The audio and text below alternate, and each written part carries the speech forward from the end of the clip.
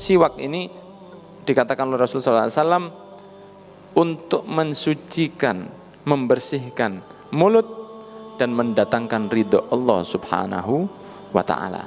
Madharatun lil fam, mardhatun lirrabb, katanya Nabi Muhammad SAW. Ini yang paling baik dari kayu arak. Ini namanya kayu arok. Kayu arok itu kayunya seperti ini. Kayunya seperti ini. Kalau tidak bisa, maka dengan sesuatu yang kasar, seperti baju misalnya. Ini kan begini, nanti sholat siwaknya ketinggalan, makanya biasanya begini. Karena ini kasar. Kalau sama porselen nggak bisa, karena porselen tidak kasar. Nah, tapi kalau pakai ini adalah yang bisa mendatangkan ridhonya Allah Subhanahu wa ta'ala. Harganya murah, awet, dan tahan banting. Ini nuwun sewu akan mendatangkan ridhonya Allah Subhanahu wa ta'ala. Di antaranya menggampangkan seseorang untuk mengucapkan syahadat ketika akan sakratul maut. Seseorang yang akan meninggal dunia, ya toh, yang istiqomah pakai siwak akan diberi kelancaran. Rasulullah waktu akan meninggal siwak kan luar biasa.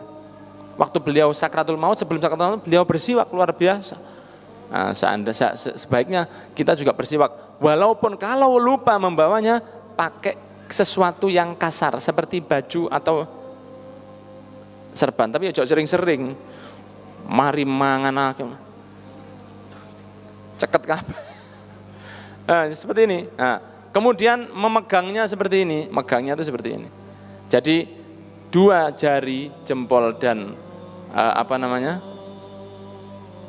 kelingking sebelah bawah, kemudian 3 jari ini di atasnya. Begini sunnah megangnya. Begini pun nggak apa-apa.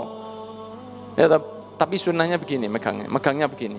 Nah, ini sunnahnya memegang siwak. Kemudian diletakkan di tengah, terus diputar ke atas, terus ke bawah, terus ke tengah lagi, ke atas sebelah kiri, ke bawah lagi, tengah. Itu 1 kali. Sunnahnya 3 kali. Ini yang namanya siwak. Yang insya Allah menggunakan ini akan mendapatkan sunnah yang luar biasa. Karena ini tidak pernah tinggal Rasulullah SAW. Dalam keadaan di rumah atau dalam perjalanan, Rasulullah selalu membawa yang namanya siwak. Jadi siwak itu ujungnya dibersihkan seperti ini, kemudian digigit pelan-pelan. Kalau perlu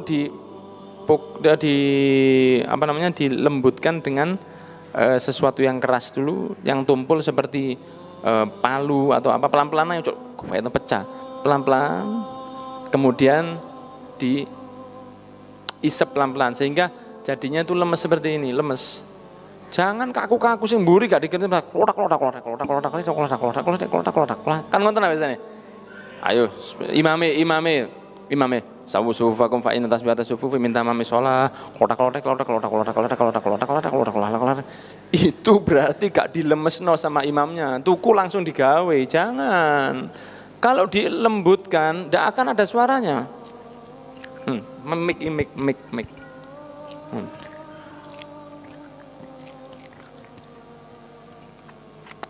Kalau suaranya. Tapi kalau dibalik klotak. Noleh ini nyantol kabeh nih. Jadi kalau pakai siwak itu yang lembut, yang ujungnya, dan diantaranya manfaatnya pakai siwak, BAB lancar. Ya, dianjurkan juga nanti setiap 1 hari dibersihkan. Jadi habis dipakai dibersihkan. 40 hari sekali diganti. Masya Allah sampai siwakan. Ya iki siwak mulai zaman Jepang biyen. Loh, jangan diganti siwake. Oh iki ben tek mbahku iki zamane siwak. Loh, kalau siwaknya wali gak apa-apa. Bolehkah seseorang minta siwak orang lain? Boleh. Tabarukan boleh. Siwaknya seorang wali. Misalnya jenengan tahu ada siwaknya Yai Hamid. Loh, simpenan. Siwake Yai Hamid, siwake konco. Lebih baik beli yang baru saja daripada ketularan nanti umpamane doyan pete. Jangan begitu. Jadi sunnah pakai siwak. dan makruh dipinjamkan. Mas nyelang mas, lu ya opo? Sebelum tidur, bangun tidur, akan membaca Quran, akan sholat, akan beribadah. Masya Allah, disunahkan begitu. Juga dianjurkan ditaruh di sini. Jadi jangan kalau pernah lihat siwak taruh di sini, boleh. Ini untuk syiar, ya toh. Tapi jangan pasar gini ojo. Di pengajian jaringan habis siwakan, jaringan taruh sini. Kamu apa? Supaya lihat orang lain kayak toh. Oh iya siwak ya, seperti itu. Daripada rokok yang taruh di sini. Atau kembang. Sekarang lanang-lanang kembang kayak gini. Ada seseorang waliullah akan sholat nyekel kari siwaknya. Terus dia tanya, ada yang punya siwak? Ada yang mau dijual siwaknya? Nggih, saya jual berapa? 1 juta. Iya. Kabeh makmume lho 1 juta. Apa? Terlalu mahal jare wong-wong. Kan siwak kalau di Jazirah Arab kan gratis. Ya toh? Siwak itu aslinya dia itu berair. Airnya itu pahit sekali. Itu obat perut luar biasa mujarrobe. Jadi begitu dia baru dipotek dari tumbuhannya, digunting, dibersihkan, diisep, itu keluar airnya aslinya gitu. Cuma kalau sudah sampai di Indonesia biasanya sudah kering. Tapi kalau di Jazirah Arab, mereka yang sudah selesai kan masih seger ini, masih mengandung air. Jenengan sedot itu rasanya pahit luar biasa. Itu obatnya perut, masya Allah. Ya toh? Nah, kalau si orang tadi berapa harganya? 1 juta dibayar. Sampai beli siwak 1 juta ini apa golek di jopo masjid sudah terlalu lama. Dibayar, ditanya, sampai ini gak apa-apa ta? Sampai beli siwak sampai 1 juta. Loh, untuk menjalankan sunnah Nabi kamu masih eman. Loh, itu yang mencari ridho Allah temenan model seperti itu. Kalau kita, oh sih ya wis. Iya kan, kelambi ae. Piro 1 juta, PN. Kalau mereka tidak, saya beli 1 juta.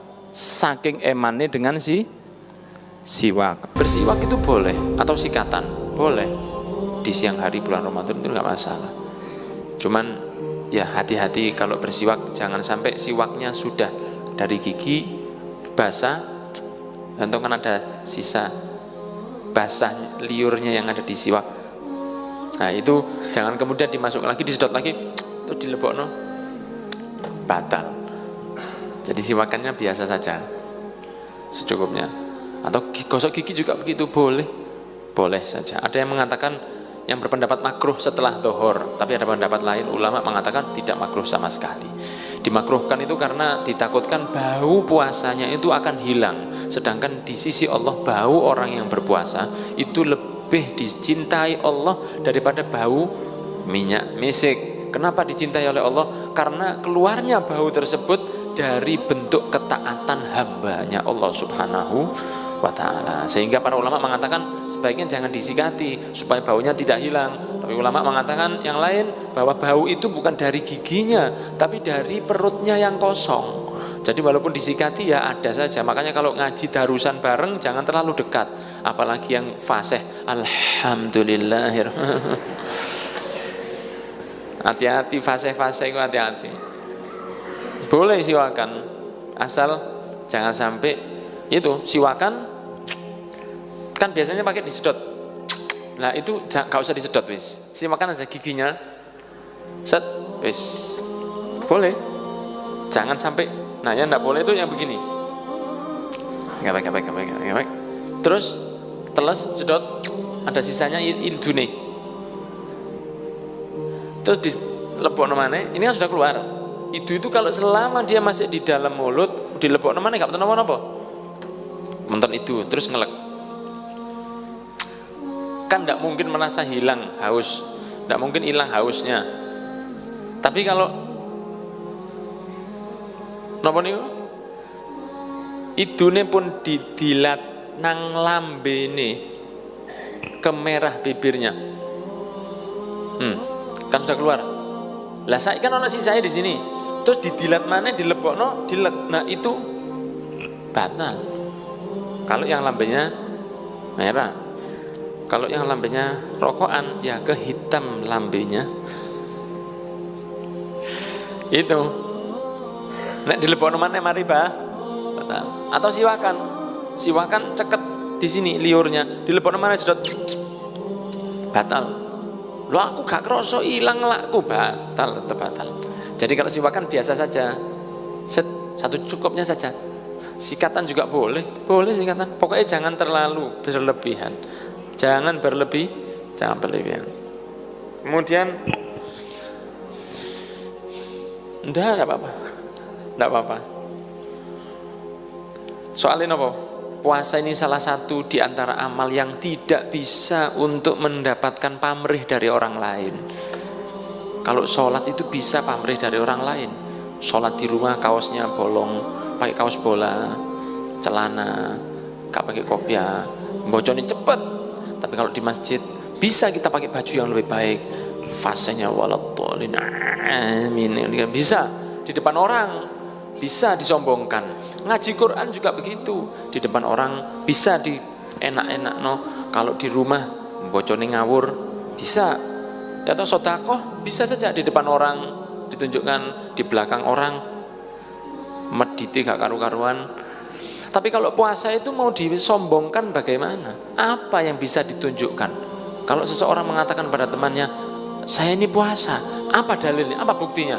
Nah ini, saya pucat dari dulu kan pucat bisa. Tidak bisa disombongkan. Satu amal yang benar-benar tidak bisa disombongkan. Oh mungkin saja kamu ini baru minum air. Seseorang yang baru minum air, kemudian dia mengatakan ke temannya, saya ini puasa.